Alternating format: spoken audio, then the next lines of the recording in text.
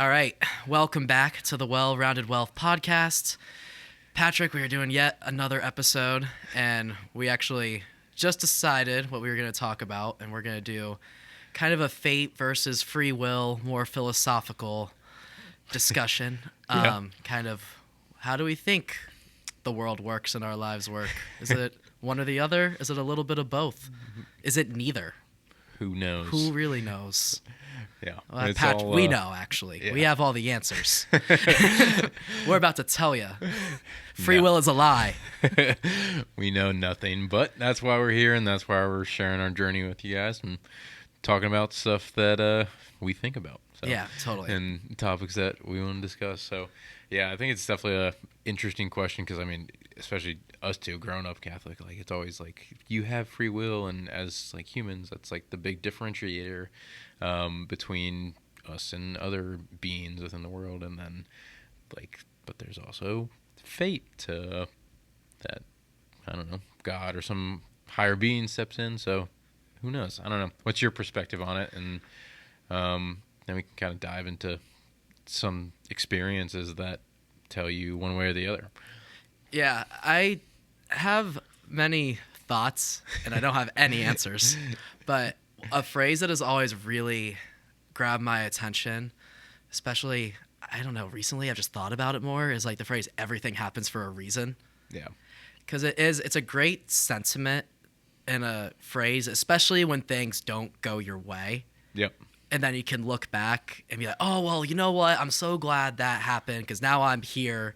Yeah. And it's a great optimistic way to look at it. But what about, let's say, for instance, the worst happens.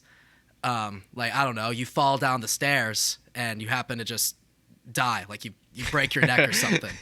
Like is someone like, well, everything happens for a reason.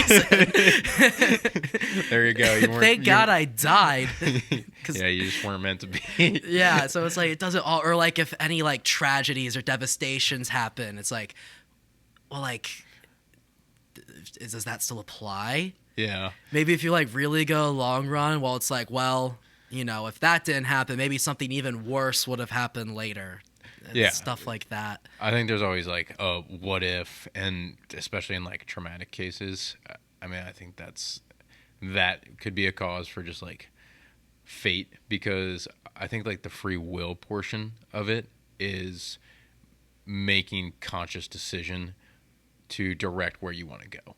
So it's not necessarily I'm waiting for just something to happen. It's like, oh, I want to go do this, and this is the steps I need to take to go do that. So let's just start going that way. And then obviously, like in anything you do, like there's a component of your effort, other people along the way, and then just luck. Like there are, like, I don't, or at least my perception is, if you want to get from A to B, like most of the time there is something that is going to come in and be like, wow, that's helpful. But I guess it's putting yourself on the path towards that you may perceive it as luck, but that's a byproduct of your free will. So Yeah, I definitely agree with that. I do believe in the concept of luck. I just don't believe it's something that should be relied on. oh yeah. Sometimes you do get lucky, and I definitely don't think it's a fate thing either, that some people are going to get lucky and some people aren't. I think there's just some things that you just can't fully calculate, but I also don't know if it's any predestined scenarios, because I don't believe anyone's destined for ultimate failure. Yeah. or for anything like that. I think when we do fail in our lives, that's kind of where we really hit our crossroads. Mm-hmm. So, you can really F up, make a huge mistake. I mean, everyone says this. I've heard a million times from real people, from movies, but it's like how you choose to come back from your mistakes. Yeah. Because you can't believe that you're destined to always fuck up, to always fail. Yeah. Because if you do, then you just always are. And I don't think anyone is destined for that. Yeah. And I think going back to like everything happens for a reason, It's very grounding. It I definitely use that, and another phrase like that's been grounding for me, and just in terms of where you are, like in life. But those things happen for a reason, and then it is your actions following whatever that event was that ultimately will determine like the next stage in your path. So Yeah. Well, let's use an example of this. So let's do something really basic. Like yeah, you and I never even played basketball, but let's say you try out for the high school basketball team, right? Yep. And you don't make the tryouts, you don't make the team, and you love basketball. You've been playing your whole life. It's what you wanted to do in high school was play on the varsity basketball team. yeah, And you go to the tryouts and you don't get in. So I feel like usually advice that you'll get from parents and colleagues, and it is good advice. It's like, because if you really wanted it and you didn't get that, it's pretty crushing. yeah, You know, yeah, like, because in a way that's your dream, you know? Mm-hmm. So you don't get it. So you get the advice like, look, you're going to be okay. There's going to be other opportunities. Like, don't look at this as a closed door. Look at it as an opportunity to open more doors and all that stuff. And, like, I'm agreeing that that's good advice. yeah. But I don't know if you were destined to not make the basketball team. Yeah, I mean, it could just be, and usually is a time of circumstance. Like, we grew up and we went to a very competitive high school where there was a lot of good athletes. Like, but you could have made the basketball team at another school. I think the great thing about like a negative situation is the doors that it does open. So this kid, Jimmy, whatever we'll call him, he didn't make the basketball team, but what else, if he still loves basketball, can he do surrounding it? Film, announcing, reffing, coaching, and maybe he finds his passion or something that he really likes as the byproduct of one, wanting to be around a basketball team, and two, just seeing where he fits in that scene. So Yeah. And let's get a little more personal with it too. Okay. Instead of just using like Jimmy didn't make the basketball team. Jimmy, I'm sorry. You just weren't good enough. But like let's use college. Yeah. Like applying to schools. So I wanted to major in film going into college, and I applied to the only other film school I applied to was USC Film School. Yeah. Got into the main school. Sorry. What the hell? It's Florida State. I applied to their film school. Gotcha. Got in regularly, like to FSU, but didn't get into their film Program. school, their film program. Okay. USC, Southern California, they have the best in the country. I didn't even apply to their film program. I just applied to their business school regularly. Okay. And I got into that. Gotcha. And then that gave me a choice, and then I went and checked it out, and it was a huge choice because, like, okay, I got into USC, which has the best film program. I didn't get into that film program. I just got into the regular school. And then there was Elon University, which I obviously ended up going to, for people that know me, where I would be able to major in film. So that was the big dilemma. There's also financials and pricing and stuff like that. Yeah. But the core of it was... So I had a huge choice, and whichever I chose would have really changed the next 4 years of my life, very much so. Mm-hmm. I chose Elon. Yeah. And looking back, I don't regret it at all. Yeah. Because I did really fun things, formed so many awesome friendships, and had a great experience at Elon. Yep. But I think if I chose differently, if I went to USC, I could have just been on a completely different path. And I think if I did choose USC, I think I would look back at it the same way as I look back at choosing Elon. Yeah, Like, exactly. This choice put me on the path I'm on, and I'm glad I'm on it. Yeah. I think you would have been, or there's a very high chance that you would have been a completely different person than you were as Jack that went to Elon. Yeah, I would have. Because there's a much higher likelihood that you would have been moving out to LA, that you would have gotten like a direct job or something like that. That was more directed for that route. But I probably would have stayed Yeah. out there just But- with the network that creates. yeah, exactly. So I mean, there's like positives. There are pros and cons to every decision. I think one way and one thing I've like as a principle of mine, I have 7 that I just am trying to stick by. It's like seeing the beauty in every situation, because it's so easy to attach to the negative part of anything, like breakup or like lose your job or don't have a job or fail a class or something that just goes wrong. But being able to ground yourself to something and look beyond the direct moment in front of you and try and see like what other doors does this open as a cause of this.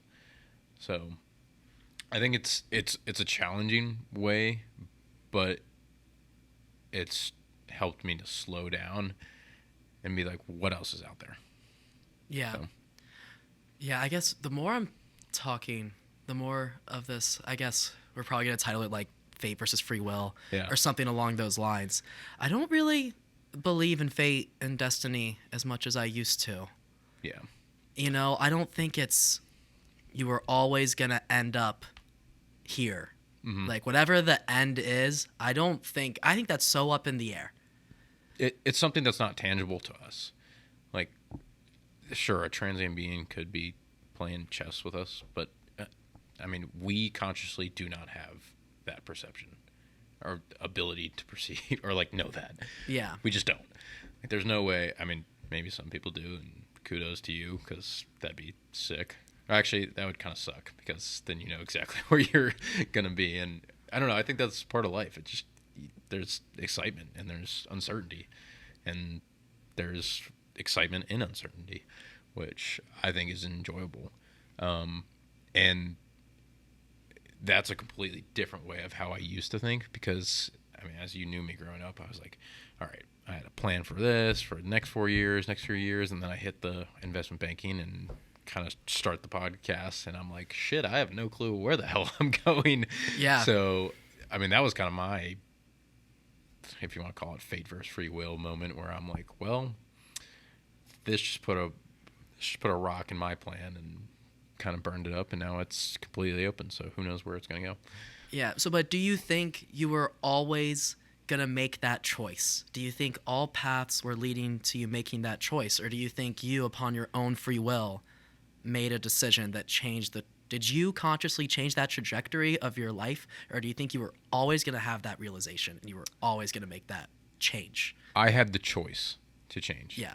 So everything that brought me to that moment, which was like January of 2023, where I was going through like relationship change, going into a job, like wasn't really sure what I wanted to do, and then I heard something that just completely like broke me down, and it was the decision between, do I want to be working my life in a cubicle, or do I want to open my horizon and go beyond the track that I set for myself? And it was still a good track, just like it was going to be a harder one, and I could have chose that based on like if I thought it was risky or whatever, but I chose to go the different path. So I think everything that I've had experience with and like being able to reflect back on it has been a choice, and a lot of times it's the harder choice that could potentially lead to I guess more benefits in the future. Yeah. Yeah, that's just how I guess I look at the world. Yeah. So I guess we are kind of in agreement. Yeah.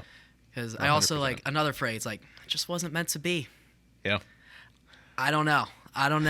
Like sure, you could tell Jimmy, who didn't make the basketball team, make it feel like, it's like, hey, it's not part of the plan, Jimbo. Yeah. Like, it wasn't meant to be, man. When Yeah. the truth is, it's like, no, Jimmy, like, people were better than you, and you were off your game, and you didn't perform as well as the other players. Yeah. You could have done it if you worked harder and practiced for hours longer, but you didn't. Yeah. I mean, that's a hard one because All right. who knows, little All right. Jimbo? He could have been. He could have been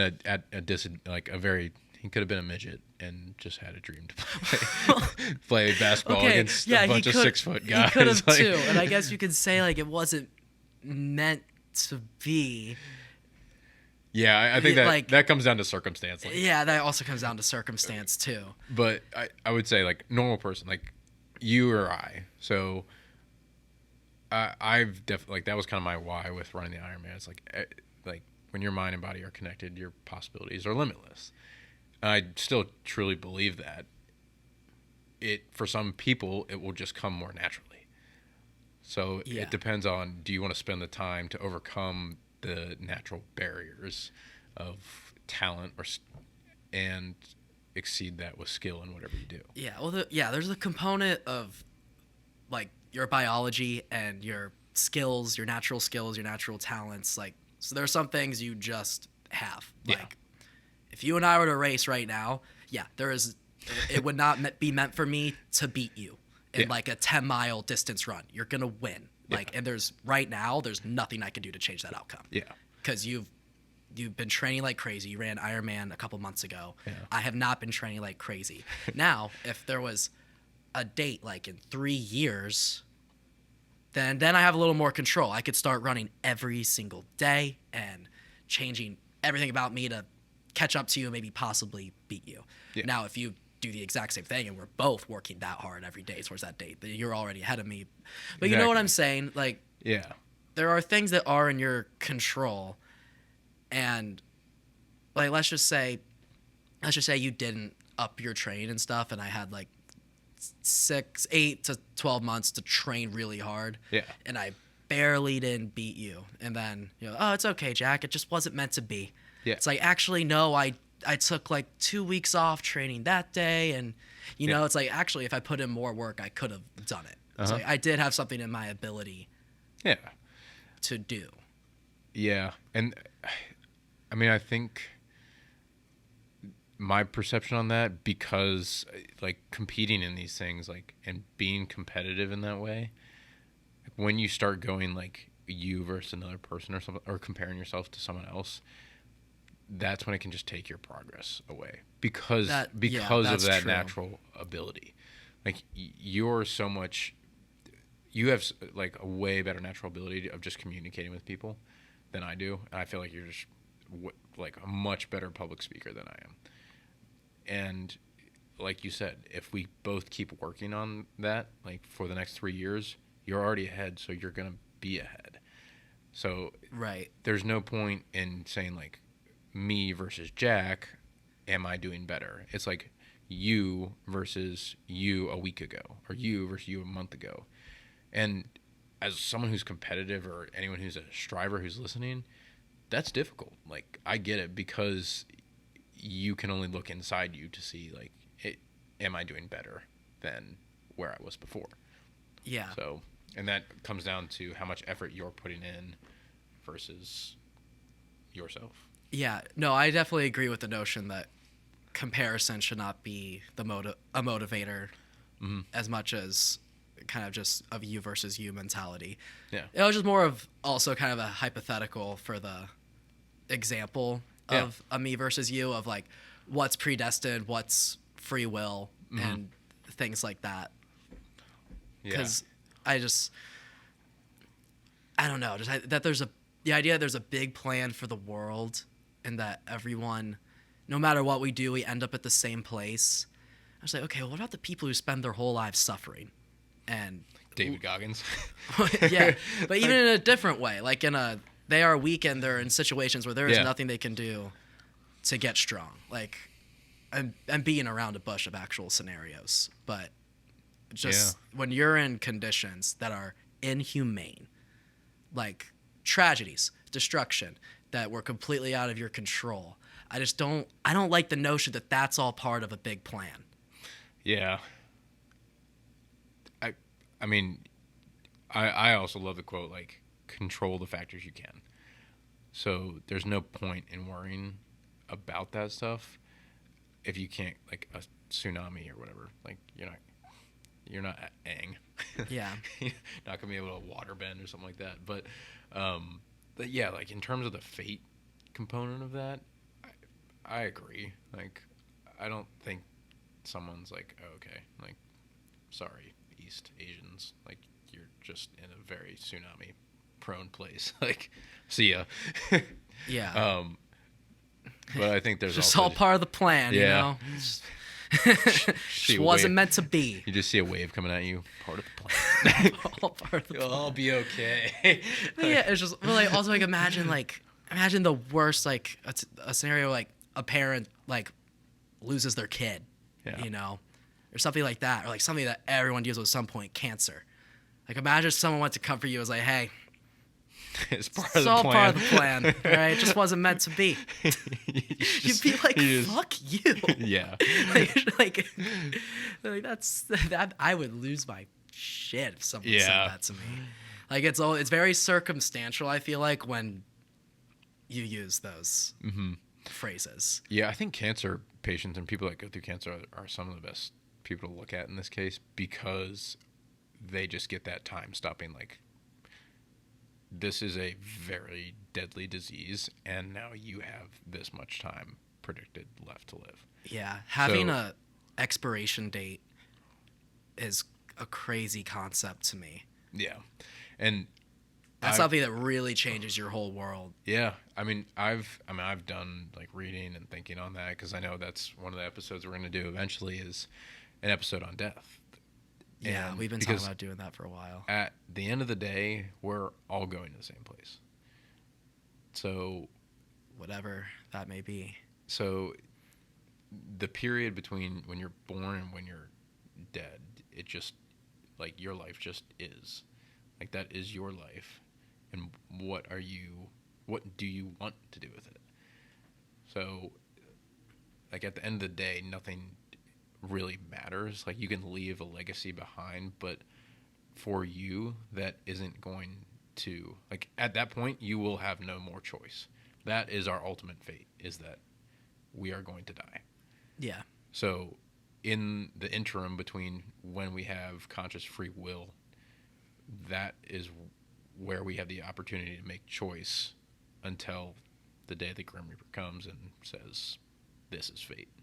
I don't know. I kind of just came up with that, but Yeah. I'm kind of liking that way of looking at it. No, I like that a lot because I think that's a really healthy way to focus on it, and also whatever control I feel like someone does have in their lives, and there are some people who are going through the worst imaginable things and have zero control Yeah. over any situations that they're in. So also for anyone that does, like, grab that control and take every advantage you have of it. Yeah. You Exactly. have to. Like, you have to. Like, I can't accept that, you know, it's just kind of like going through the motions, or if, like, there's something you want and you're just like, oh, it's just not in the cards, It'll it wasn't come. meant to be. It's like, well, at least, chase after something. Yeah, I think that is one of the phrases I hate is like, if you want it, it'll come, like, or something like that, like, or it'll happen one day. Like, no, it won't. Yeah. Now, some people have some crazy goals. Like, Yeah. if I called you tomorrow and I was like, you know what, Patrick, like, I'm going to do it. I'm going to build my own rocket and go to space. I'm doing it. I'm taking control of my life, and I'm going to build my own rocket or whatever it takes and use whatever resources I have. Like, you'd be like, dude, what? You'd be like, what the fuck is wrong with you?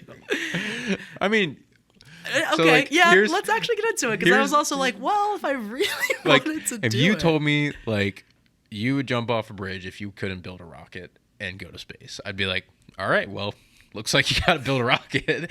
So, yeah, there's a path. Like, there is a path to get there, and I think that's something that's so great about the age that we're in. It's like there's a lot of shit that's been done before. Yeah. So you can look and be like, oh, like that guy did it this way, so let's either talk to him about how he did it or like just get going, just get Yeah. started. And I think that's a hump that a lot of people don't get over. because of risk and their risk tolerance. And that differs for everyone, because some people don't want to come to the conclusion that, okay, if everything goes wrong, I could end up on the side of the road, kind of thing. Yeah. But if everything goes right, I could be exactly where I want to be.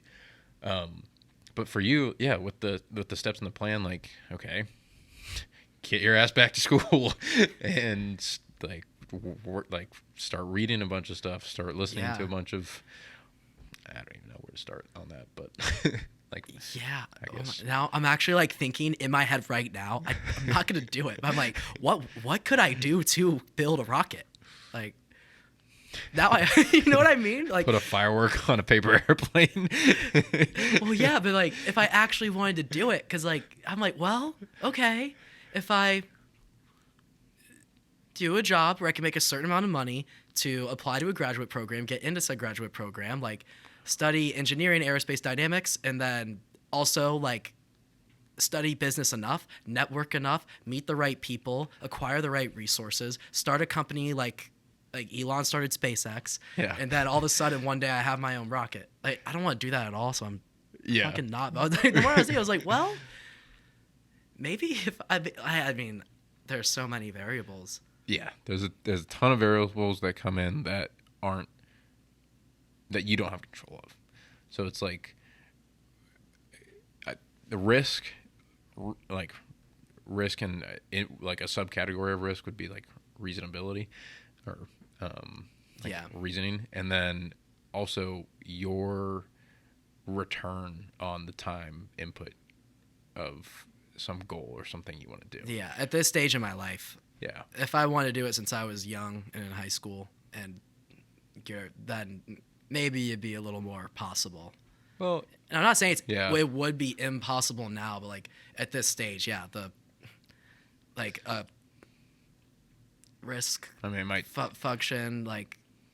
I can't even talk right now. Yeah, I'm sure. This is a lot to think about.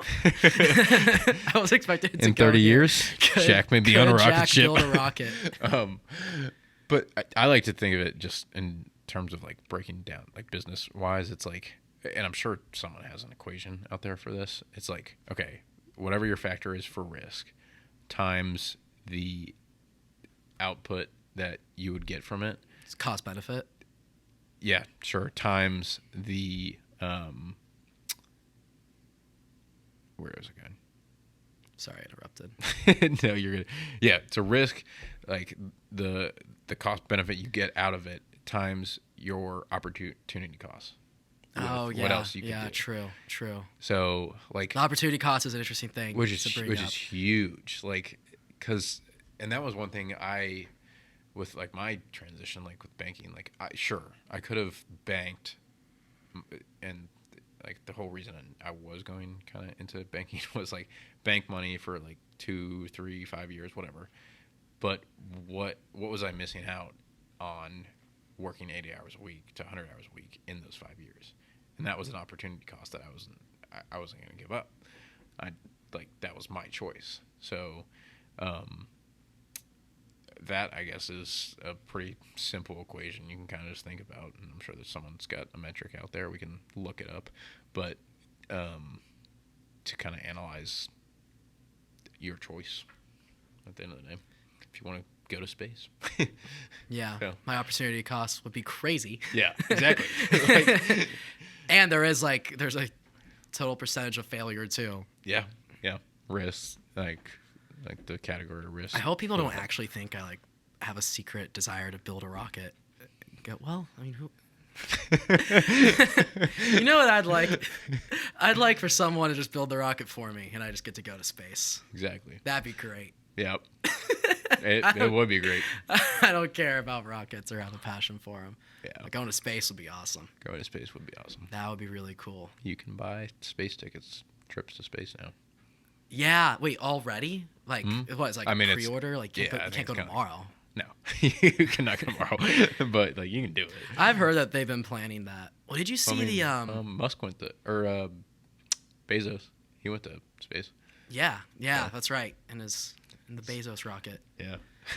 I saw SpaceX did their presentation a couple years ago, and they were showing like doing travel, like Like shuttles. Earth travel by rockets, like shuttles instead of planes. So like you could fly out of Charlotte and land in like Japan in like 30 minutes because you're taking the rocket to space and Holy going crap. back. It like cuts the time of like airfare, Oh, it like cuts air travel. it cuts gravity out Yeah. of the equation. That would be sick. So it will like make it so fast to go anywhere That would in also the be world. freaking expensive. Yeah, it'll be super expensive. But imagine if down the line, I don't know how much they're thinking about the economics of it all, but imagine if the resources for it become more and more plentiful, that it does become more affordable, like flights have. Think about when airplanes first started. Like, Oh, there's yeah. no way everyone could afford that. No. Until the resources built up and then more and more airports were built. You're like, oh, okay, this is actually a thing that a lot of us could do. Yeah. What if, like, in 30 years, airplanes aren't even around anymore, and we just do rockets instead? Like, you go That'd to be sick. you go to like the spaceport instead of the airport. Maybe I should, instead of getting my pilot's license, get my rocket license. Yeah. Like, I feel like that could actually be a possibility. It sounds crazy, but I bet in 1915, if you said one day there's going to be airports where everyone's taking airplanes around, they'd be like, that's freaking Crazy. insane. Yeah, everyone's flying. Yeah. No, I totally agree. I think, yeah, that's just evolution. And I think we can't foresee that as fast as change comes. Yeah. Like, You can't foresee take it. AI, for example. Everyone's like, oh, AI. Like, that's no way robots can be Dude, running we're hitting all of it today, and I love it. Yeah, Let's I get know. into AI. We have done quite a rockets, AI driving rocket ships. Like, Yeah. yeah. I mean, I've already seen some crazy stuff with AI that, I have too. like, I'm sure it'll take off. in the next I 10 year. told you about this, and it's already really good, and it's just a free beta application that Adobe has, and it's literally Yeah. called Adobe Podcast. So for one of our episodes, it was the one where it was episode 4, Clayton guest star, Yep. and we changed up recording from the studio, and I heard about this Adobe Podcast thing where you can just put the file, the MP3, the wave, into the program, into the software, and it will literally edit the sound for you and make it sound like you're in a professional studio. Even if you're outside, wind is blowing, cars are honking, Did will you- literally get rid of all of it. Did you use that for the Mont Blanc? I did not. And the reason I didn't was because I thought it was actually pretty cool that we were outside and there were Yeah. like birds chirping for some ambiance. I was like, I kind of want to keep that. Like, that actually sounds cool. So I kept it, but I did think about putting it in there. But also in the video we took, we're outside. It's like, I kind of want to keep it. It adds some atmosphere. Yeah, that was cool. Yeah, so I That was kept a cool that. studio. But yeah, dude, like, it's crazy to me. So I put it in, and the reason I didn't use it, honestly, was because whenever we'd laugh or like it'd get loud, it would like get all glitchy. Like it would literally warp our laughs and stuff and almost cut out because I guess the AI was like, I don't know what to do with this. So it's not quite there yet. But I'm like, dude, in a year or so, it's gonna be. Yeah. And they're gonna charge that, and then every professional sound designer is gonna be like, well, there goes My job. my use. Yeah. There goes my entire value Yeah. that I'm adding to this production. Yeah, it was. I read an article on this and how AI will change like the workforce, and everyone thought it was going to be like, all right, robots are going to be building our homes and stuff like that, but No. it's coming from the white collar Yeah. jobs first. Totally. So I think it's valuable to know how to use AI to optimize whatever you're doing, but you also have to have some skill that separates you from something that AI can just do. Yeah. And that's scary because it can do a lot and It a can lot do faster than us. A ton, dude. A ton. Yeah. Like, we're getting to a place where I don't straight up use the AI for stuff yet, but I'll ask it questions. Oh, yeah. Questions were great. Like, for a sales interview I was prepping for, I literally went to the chat GPT and I was like, hey, give me a basic rundown on insurance policies, specifically casualty and homeowners, and it perfectly explained it to me. Yeah. there it is, right there. It's so good at It was condensing such a information. great resource to use for that. It's like to obtain knowledge, it's fantastic. Mm-hmm. But then it could also be like, hey, AI, like write a cover letter for me for this company. Yeah. I gave it a try and I didn't use it just because I don't know. I like cover letters being a little more personal, Yeah. at least slightly more. But still, like what I did do was like, oh, okay, I like the phrasing, I like the vocabulary that you're using here. I'll copy and paste these couple sentences, replace the template that I have, and do that. So yeah, it's been such a good resource. And like, here's something really interesting I did. I said, what are typical sales insurance questions that one may be asked in a sales position job interview? Yeah. And it gave me a list of like 10. And then I said, answer these questions for me. Yep. And it answered the questions for me. And I was like, this is great. And now.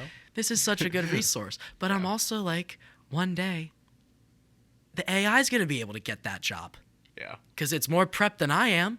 It's already ready. It knows everything it needs to know. Yep. So, I guess I have two ways I kind of want to ask you about this. Yeah. Especially coming back to the free will versus fate. Yeah. We now have, I think one of Microsoft's developers came out and was like, yeah, this stuff is scary. Like, I would not keep going with it. And do we make the free will or the choice to use it in those kind of situations when we know other people are using it for their advantage, even if it's like not necessarily right or ethical or something like that? I think that was one of the reasons I was a little slower to adopt it. I did not touch any AI until a couple months ago. Yeah. But it was no, like a month ago, July, like when we got back from Europe was the first time I ever opened it. Mm-hmm. I was just like, okay, well, what if you just ask it questions? I don't think it's Yeah. bad to use it. I do think it's how ethical or unethical it may be is for more down the line stuff. Yeah. I think an individual using the resource that they have to obtain knowledge, that's pretty similar to using Google to look something Yeah. up. Yeah. There, like It's the baseline same for thing. what we're using Chat GPT for now. Now there are some people that are like, write this essay for me. Like that's more that's where lines it gets. That's where you start kind of drawing the lines whether or not it's ethical or unethical. Yeah, if it's a class assignment for a class you don't care about, then whatever. The teacher's sure. The only reason I probably didn't do it was because I didn't even have the opportunity to do it because I didn't hear about it until second semester of this year, and I had one class and I didn't have any papers, so I didn't even need it. Yeah. Like the opportunity never presented itself. If it did, I feel like there's a chance I could have done it.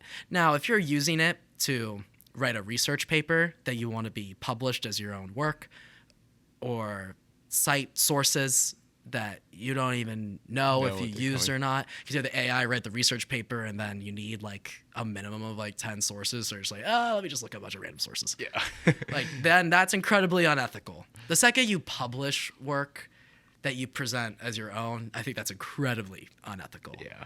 And dude, I feel like the percentage of bullshitters in our society is already so high. Everyone's a bullshitter. Well, Well, not everyone, but like even in certain scenarios, I am. Now, if people are like can tell AI to do things for them that they can present as their own, there's AI that my sister, I think it was my sister, someone was telling me about. You can have it be like, make a PowerPoint presentation of this topic, and there you go. And then the next day at work, you can, run a meeting and throw the PowerPoint, and everyone just assumes you made it yourself and found all these facts yourself, but you just ChatGPT'd it. what would have been maybe an hour or two of work, you did in tens. You typed one sentence and then you got your PowerPoint. Yeah, there's What's your point? Why are you getting paid?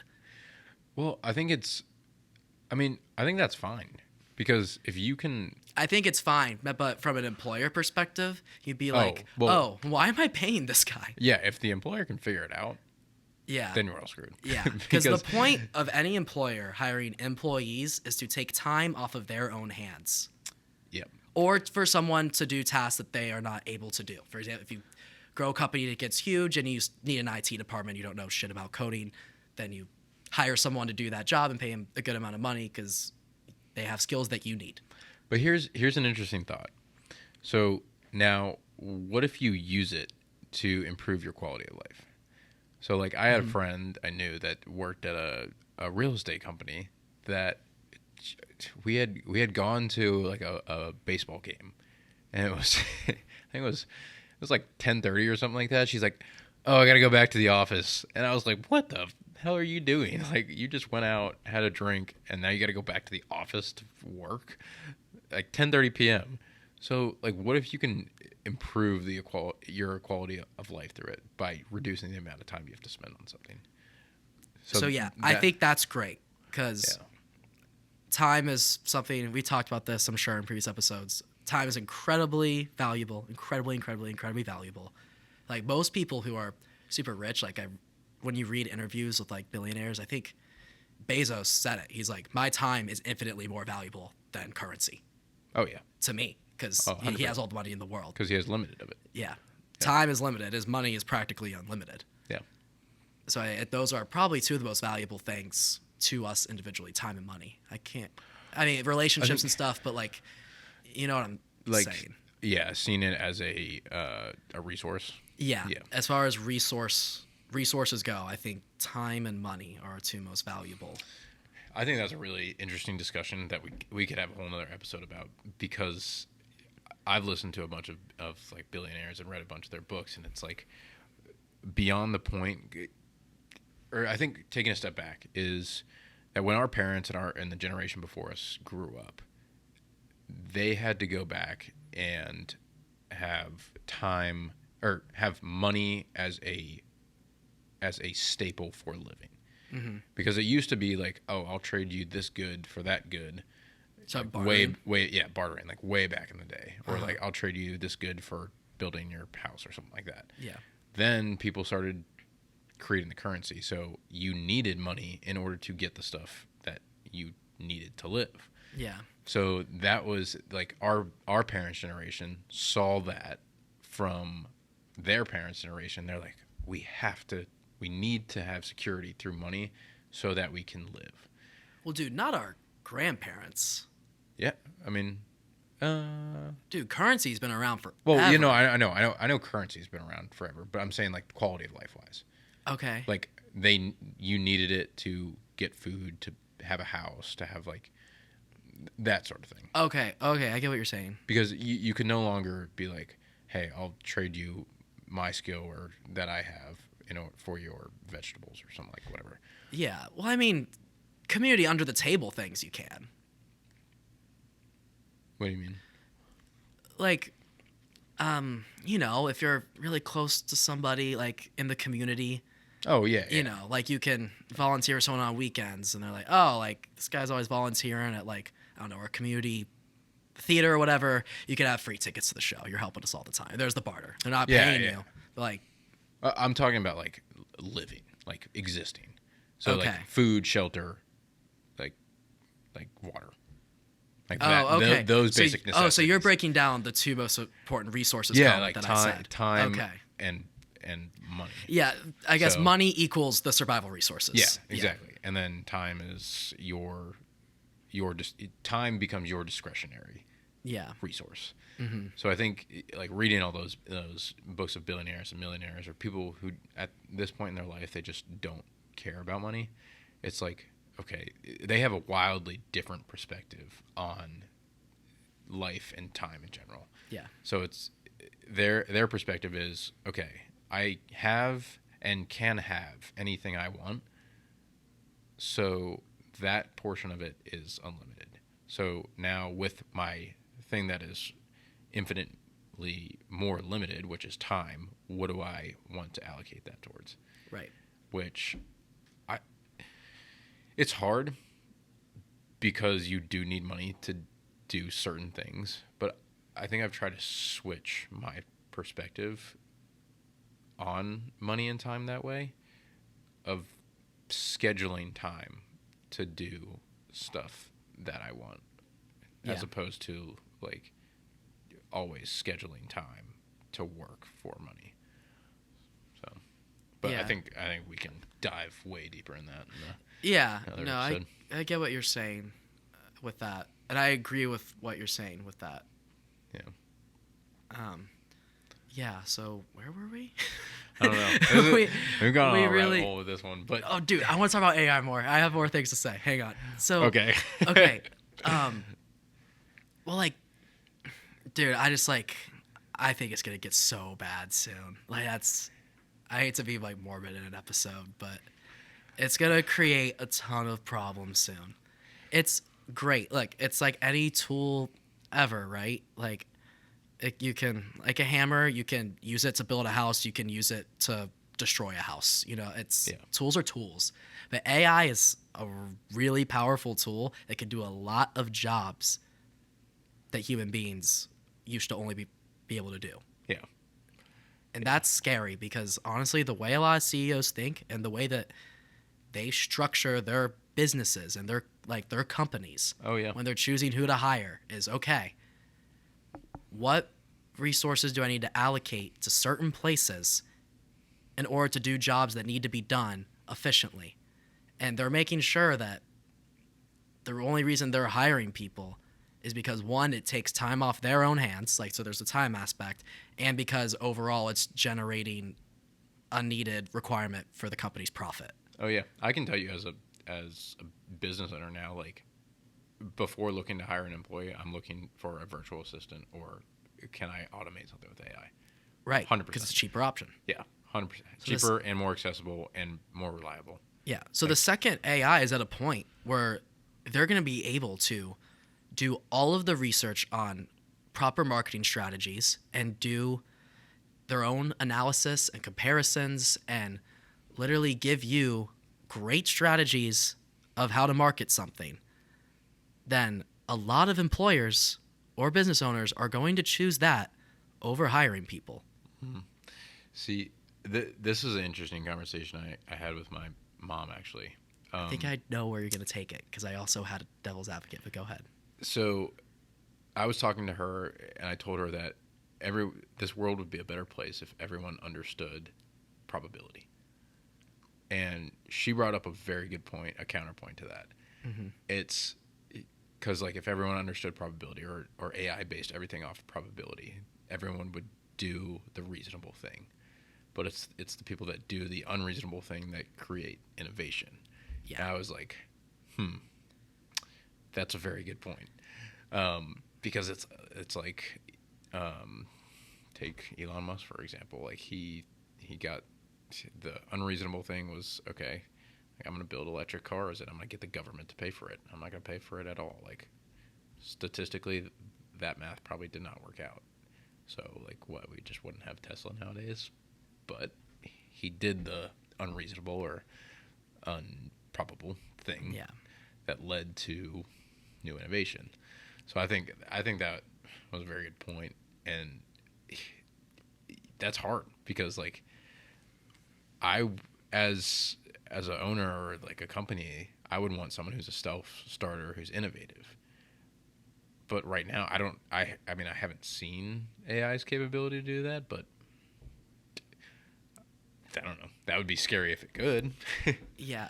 Where I think that AI will not be able to replace us is in that improbable creativity that we have the ability to produce. So back to my marketing example where I said, why stick with employees when the AI can come up with the perfect algorithms of marketing strategies and know how to reach the most people the quickest and things like that. You know what marketing strategies tend to work the best are the creative ones, the ones that are really outside of the box, Yep. that implement new ideas completely into their strategies. I'm trying to think of an example right now for a brilliant marketing strategy. I would take Prime. Like, look at, I don't know if I'm the biggest fan of like Logan Paul's or whatever, but like Their energy drink. yeah. Yeah. I was watching a video on this. So they had a Prime release in some European country.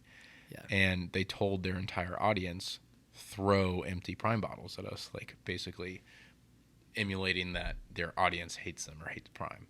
So their audience did it. There was a bunch of pictures. All the news media was like, "Oh my god!" Like all the fans hate Prime. Like, and then they come out a week later and they're like, "Ha! We purposely did that to attract a bunch of negative attention so that it would absolutely explode." Right. And I was like, "That was freaking genius!" Like, It is really smart. And if Logan Paul, is it Logan or Jake that runs Prime? Both of them. Logan and KSI. Okay. So if they decided to have their entire marketing team be just an AI that gave an algorithm, like here, sorry, people listening, to come up with their strategy, I don't think, at least right now, that an AI would have been like, hey, what if you like had a bunch of people throw your product at you? Yeah. The idea of an AI being able to be that creative to do absurd out of the box things, I just don't even, I can't even conceive of getting that smart to get there. But maybe one day it will. But I think that is way down the line where it's going to be able to do things like that. I think all AI can really do is take what works and capitalize on that. Yeah. I don't know how much it can innovate and be like what's never been done before. Yeah, I think like I was watching a video on this. Like, there's that. I think I sent you the Sophia. Bot, Yeah, that's a crazy YouTube video. Which is like that one. What YouTuber was that? I'm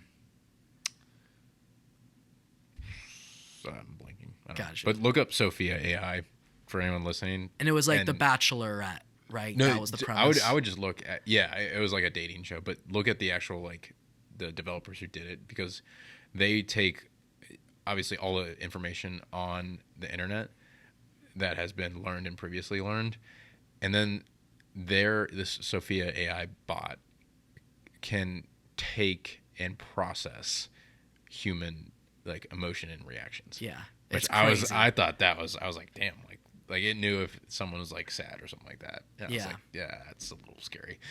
So It's definitely scary. But even at least now, I'm not saying it's impossible. I'm just saying at least for a while, like I've seen Sophia, the Sophia AI is what this is. Just keep people in the loop. Yeah. And it's not at the ability where I think Sophia could come up with creative ideas, like for example of like Logan Paul and KSI thinking of that publicity stunt. Mm-hmm. I don't think Sophia could do that based on what I've seen of Sophia. Yeah. It's so impressive and scary, and it is incredibly advanced. Yeah, it can't be innovative yet. Yeah. Knock on wood. I know, seriously, because that's where I get stuff changes concerned. drastically. That's where stuff changes, but also, just in general, I also think, wouldn't it be kind of a boring life even if you did, like in the realm of business, that's what you want to do. Yeah. You start a business, and you do all your calculations correctly, and pick AI over every job that AI would be better suited for because it's a cheaper option, and yada, yada, yada. Well, like, okay, and your company gets huge. You become a millionaire, super successful. You're set for life. I don't know. I feel like it'd be boring just to have a company with no one around. Yeah. Or very few people around. Human interaction in a day-to-day, I think, is so important. Yeah, and that's another perspective change I've had. It's like when you're building a business, there's this idea in mind to like make it profitable, and in that, like, every business advisor will tell you, okay, either increase revenue or cut cost, and like AI would be a cut cost, and potentially increase revenue because efficiency is greater. Right. But you lose culture. Like, you lose a brand, and you lose an emotional component of what your company stands for, which I think is just as important as what your company provides. Because, I mean, there's plenty of examples of business A and business B do the same thing, but business B has better people in it. So I want to choose business B because I actually want to work with the people. Like, there's plenty of times you've called a company and it's like, hello, I need your number, or whatever the heck it is. Right. Like, you're talking to a bot and you're just like, God damn it. You'd rather a more personable customer service. Yeah. So I think that'll shift, and I don't know. One day it might just be AI running everything, and we're kind of just living. So I don't hope know. it doesn't go there. Here's who I think are screwed. Let's do. Yeah. That could be a portion of the episode. Yeah. People Jack thinks are screwed. Everyone not on my rocket ship that I'm gonna build. yeah. Analysts, Yeah. I think they're screwed. Anything that focuses on stats Yep. or anything like that, I think that's might be first. Because that It already is. AI can kind of already do that. I can already tell you it is first. Like, it's going. Yeah. 100%. Like, which sucks because that you worked really hard to get there. Yeah. Being an analyst is not easy. That is a lot of hours. That is a lot of brain work, a lot of problem solving. And I feel like, I mean, some people might be super passionate about it, but I feel like a big reason people do is because they know it would give you a pretty good job. Yeah. Yeah. I mean, some people like just. But if you are, like, say they do go first, that's a lot of smart people you just unleashed upon the world and aren't stuck at a company. Yeah. Like, I would love to know an analyst like that has that kind of mind and could see the world like that. I mean, here we want to loop it back to the fate versus freedom and everything happens for a reason. There you go. Like if the analysts go, I want to go an analyst and be like, yeah, it just wasn't the cards. Yeah. Like everything happens for a reason. But it's like, what, do you just accept that defeat or do you? It's like, all right. You got to look at it as an opportunity. That- I just don't think it's fate. I think it's you choosing to keep going when shit hits the fan. That's more why so I than think, destiny. that's why I think for me, like this mindset of life just is like there's no point in getting ahead like how I used to think or something like that. It just is. Like, what do you want to do? Because at the end of the day, where fate comes in is we are all going to die. So in the interim, what do you want to do with the time you have and the choices you can make? Yeah. So, Yeah. Yeah. Despite circumstances, despite AI taking a job, it's like, all right, that is like what I want to do next. Because there's so much stuff out there now. There's so much stuff, which like I think my problem now is, and something I'm experiencing is like I want to do it all, but it's like, Yeah. all right, I can't do it all right now. Like Right. I don't have that Yeah, flexibility. I'm the same way. So The exact same way. yeah, balancing time versus all right, I need some money to do that kind of stuff. So Yeah. A big one. I also want to cover this. I'm sorry. Yeah. A big one who I'm scared is screwed because it is such a big. It has so many jobs in this position. Drivers. I'm really worried about drivers. That's yeah. truck drivers. Like. Well, I think that'd be good for truck drivers. But dude, like, if Truck that's driving if you're, is such a shit job. it's I'm a sorry. shit job. But if that's okay, if that's all you're trained to do, like, think of the skill sets you have, and that's all you can do. It pays well because it does suck, and you also need to get certain licenses for it.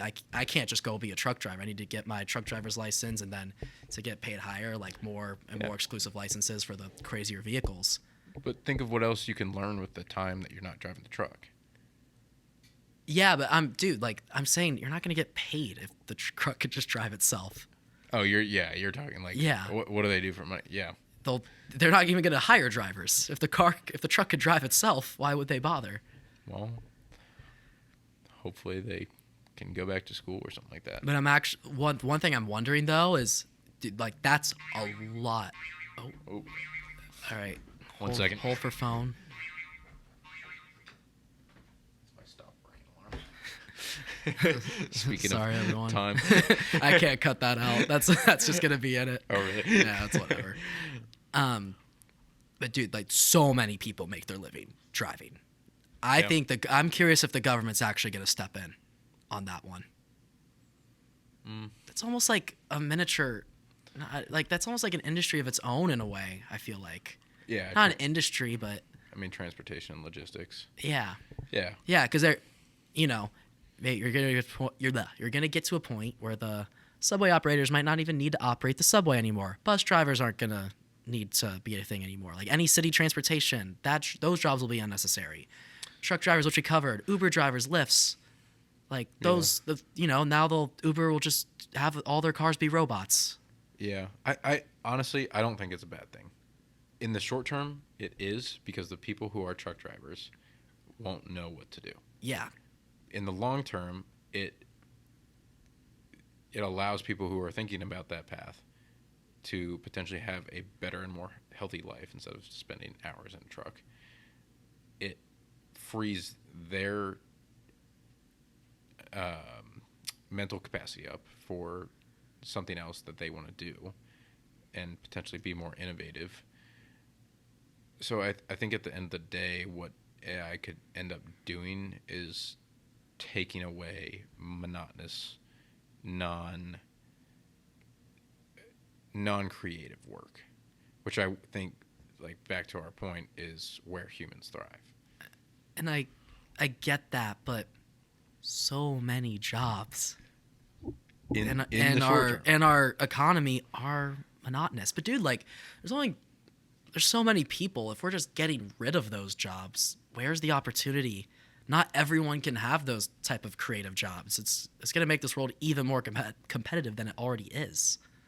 I feel like those monotonous jobs are almost necessary for our economy to thrive. It already sucks, like from a overall perspective of how many people are not making a living wage and stuff like that.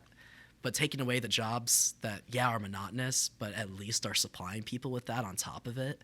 Yeah. Unless there's a plan of compensation for that in our Called economy, universal basic income. There is, but that is, which I mean, if it does go that far down the line, I feel like that honestly could go on the table. oh, it's definitely been discussed. You look at, Yeah. we're way off our topic, but you look at like people like Hillary Clinton, and like Gates has been discussing it. There's plenty of videos you can look at, and it is providing like people with a minimum basic income. The problem with that is everyone up to this point in life has worked to avoid that, worked to be not normal or unique, and that, like, implementing a universal basic income, you would have to shift the entire world's mindset on progress and comparison. Because I know the common fear of that, especially for people who are in the top of certain industries, is okay, where's the incentive to work? Where's the incentive to thrive? Yeah. If you're getting enough money to live every day, and you don't have to necessarily do anything, unless you want to buy nicer things and stuff like that, which I feel like a lot of people do. Like, isn't it? I feel like we're, I want to do a survival of the fittest episode too, but like, I feel like we're naturally competitive to a degree. I don't think everyone's as competitive as others. We at least have a survival instinct. Yeah. I've heard people in college say that we don't. I'm like, I don't. That's just not true. I don't know. Like, That's been proven. I don't even know if I need to see a study that says otherwise. I don't. Yeah. Like, there's no way we don't have a survival instinct. We are animals. Yeah. But I feel like even if there is a universal basic income, I feel like there will still be that. I feel like people will still be like, okay, well, I want my apartment to be a little bigger, or I want my house to be a little nicer. I want to be in this different area, and then to do that, they're like, okay, yeah, I have the threshold of what I need, but I don't know. I just feel like we naturally want more. Yeah, as humans, and that's why I said you'd have to convince the entire world to change their perception of like life and materialism. Yeah, because like and not to shit on Europeans for this, but like some of them don't work that much, and they're just happy like existing. Like, I mean, some of the people we even met, they're like, yeah, like, I don't know, I work like 3 hours or like 2 days a week. Like, yeah. That's it. Which, and in the back of your mind, you're like, yeah, well, how awesome would it be if we were all just like that? which sounds great on paper, but also, and then there's a whole thing. Well, do we want to thrive as a race and elevate our knowledge and prepare for, world I dominating threats and stuff Yeah. like that? There's the whole like, it takes away our choice, and what I think would happen, it would be, you kind of look at like Hunger Games. It's like, all right, everyone's at a level, and there's no way to get above that. Like I don't know, we just start throwing people in an arena and be like, all right, this is entertainment now. Like, just to come up with something you're saying. yeah, because I mean, you would get people who are at the lower level, and if they have a universal basic income, they would never get above that level. And then you have people that Are they not allowed to work if you have a universal basic income? Well, I'm sure you can, but it's It'd be hard. It's The reason there is a universal basic income is because there are not jobs for everybody. yeah. Okay. So Follow. in order to climb the ladder, I feel like it would be harder. Like your choice of a different life would be more difficult to achieve, and I think that's like originally like why America was so appealing to so many people. It's like because you had the opportunity to create the life you wanted. Yeah. Like, Yeah. that was the whole thing. It's like, yeah, you can. Our slogan is the land of opportunity. Yeah. So yeah, and I guess that's why. Yeah. I mean, so I don't know. All very interesting hypotheticals to see where we'll be in 50 years or something like that. But Yeah. I don't know. I love these talks. I'm I so do- glad this episode went there. Yeah. I think it's just like, I'm interested in the feedback that we hear for this episode. yeah. On what part? I mean, all of it. This is different from anything we've done before. 100%. We've never talked about like world issues or where we think things are going. Yeah. So I'm curious if our usual listener is intrigued or liked it versus other Yeah. stuff that we've done. We started it at the Fate versus Free Will. You did a good job bringing it back in. Yeah. I guess we'll hear from you guys if you thought we did a good job bringing that back in. Yeah. I think Or if you even cared if we did or not by that point. if our AI or Jack's rocket ship was so captivating that took you to a whole new world. Dude, my rocket would be badass. Rockets need to be cooler. Like, they're just white. Like, add some color schemes to them. Yeah. Like, make them badass. I'm surprised Elon doesn't. Like, I'm surprised Elon Musk doesn't want his rockets to be more colorful. I mean, maybe painting something that big is just a high expense. I don't know. Yeah. Certain type of pain or whatever. Yeah, but did you hear this? I know we're about to wrap, but when they were designing a SpaceX rocket, he made the tip of the rocket pointy because he saw the movie The Dictator. Yeah. And in that movie, when they're like, I don't know if it's a rocket or a nuke. I haven't seen it in so long, but he's like, it must be pointy. Like pointy is threatening. And Elon was like, We're he making it literally pointy. was like, yeah, we're gonna make it pointy. And it was he always talking to Joe Rogan, and he's like, is it like at all? Is it better for the rocket to have it be pointy on the end? He's like, you could make an argument that it's worse, like from an efficiency standpoint. I just thought That's so like, hilarious. he should go all out, make it colorful and stuff. Yeah. All right, we should wrap it. Put like a pickle design on it. Like, Yeah, dude, that'd be so cool. that'd be funny. So you see a rocket ship go up and some aliens are up there like, what the hell is that? Dude, or yeah, I just feel like that's up his alley. Like he sold 15,000 flamethrowers to the general public a few years ago. Wait, what? You didn't hear about this? No. They sold like the day he released them, and like he's some advisor was like, yeah, I don't know if this is like smart, and he was just kind of like, I think it's awesome. He's like, I think we should do this. Who's Like got it wasn't that profitable of a thing. He just wanted to sell flamethrowers, which that's what I like about him.